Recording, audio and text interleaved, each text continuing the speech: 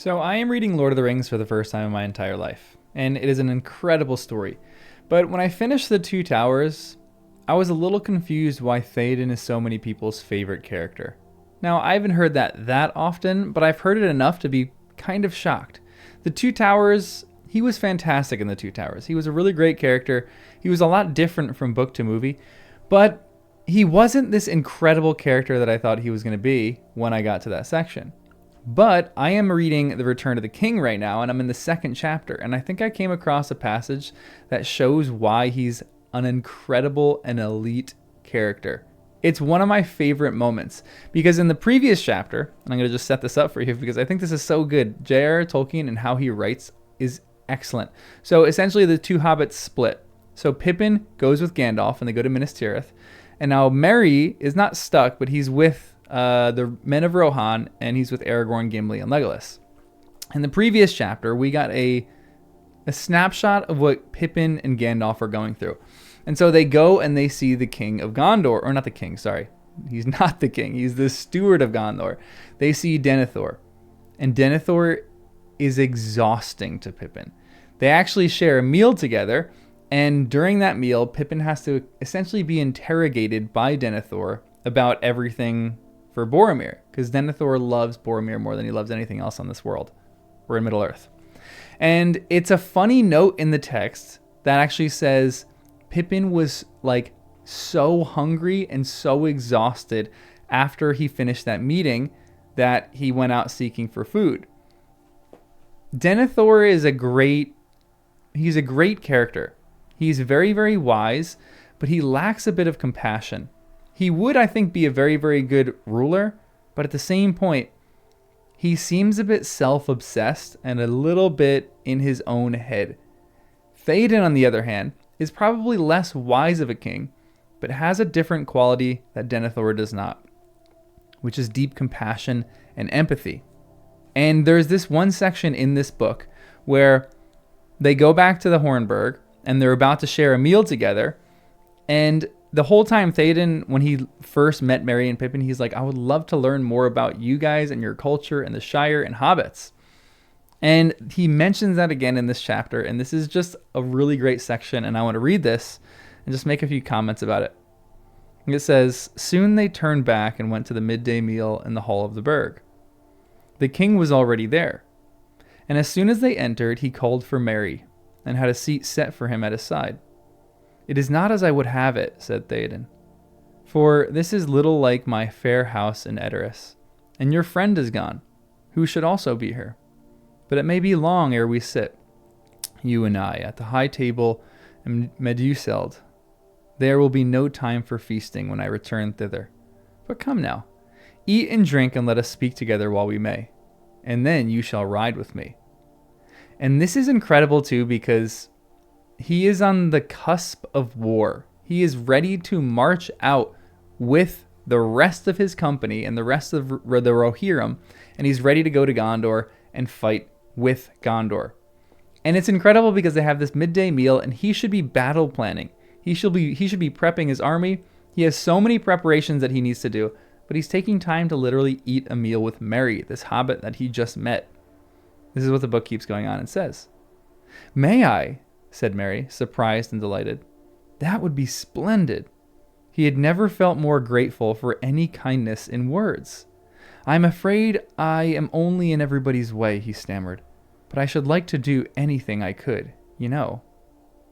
I doubt it not, said the king. I have had a good hill pony made ready for you. He will bear you as swift as any horse by the roads that we shall take. For I will ride from the burg by mountain paths, not by the plain, and so come to Edoras by way of Dunharrow, where the Lady Eowyn awaits me. You shall be my esquire, if you will. Is there gear of war in this place, Eomer, that my sword thane could use? There are no great weapon hoards here, lord, answered Eomer. Maybe a light helm may be found to fit him, but we have no mail or sword for one of his stature. I have a sword, said Merry, climbing from his seat, and drawing from its black sheath his small, bright blade. Filled suddenly with love for this old man, he knelt on one knee, and took his hand and kissed it. May I lay the sword of Meriadoc of the Shire on your lap, Theoden king, he cried. Receive my service if you will. Gladly I will take it, said the king, and laying his long hands upon the brown hair of the hobbit, he blessed him. Rise now, Meriadoc, esquire of Rohan, of the house of Medusild, he said. Take your sword and bear it unto good fortune. As a father you shall be to me, said Merry. For a little while, said Theoden. Now, what I really love about this is the difference between Pippin and Merry and their responses. Pippin, when he pledges his sword, he almost does so out of sorrow for the situation that Denethor is in. It says that Pippin is almost overcome seeing this man grieving, and he wants to kind of pay back this debt. Merry does this for a totally different reason. It seems like Merry pledges his service because of his love for Theoden, which to me, maybe this is a controversial topic, and I don't think maybe it's not that controversial. I would rather have Theoden as my king, even though he's less wise, because he seems to have compassion and empathy, and he seems to genuinely care for and love the people that are in his kingdom, and even the people that aren't in his kingdom that he comes and gets to know. I can imagine Theoden's one of those people in the story who would probably have a meal with a family per week or something like that in the kingdom of Rohan. And I think his compassion that he has for Merry here, and how Merry actually sees him as a father figure, is really, really lovely. And I think this is a simple reason why I actually really like the character of Theoden more than I like the character of Denethor. And even though they're very different, even though one is a bit more wise, I think Theoden's compassion and his warmness and his empathy toward other people is a really admirable quality. And I find this is true in real life too. When I'm going through life, I think wise people are really, really necessary for this world. I think we need a lot of smart people in this world who know how to plan battles and know how to do all these incredible things. But at the same point, I really, really value a warm, kind, gentle ruler like I value Theoden.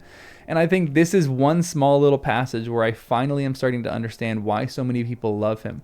Because not only is he a great king, not only is he wise, but he really, really loves people very well and is genuinely interested in what they have to offer and just wants to get to know people.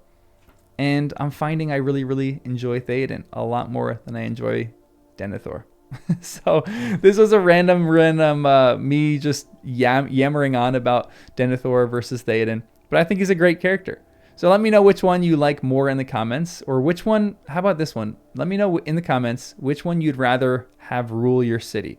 I think that would actually be split, to be honest. And as always, remember to look toward Numenor that was, and beyond to Elvenhome that is, and to that which is beyond Elvenhome and will ever be. I'll see you in the next one.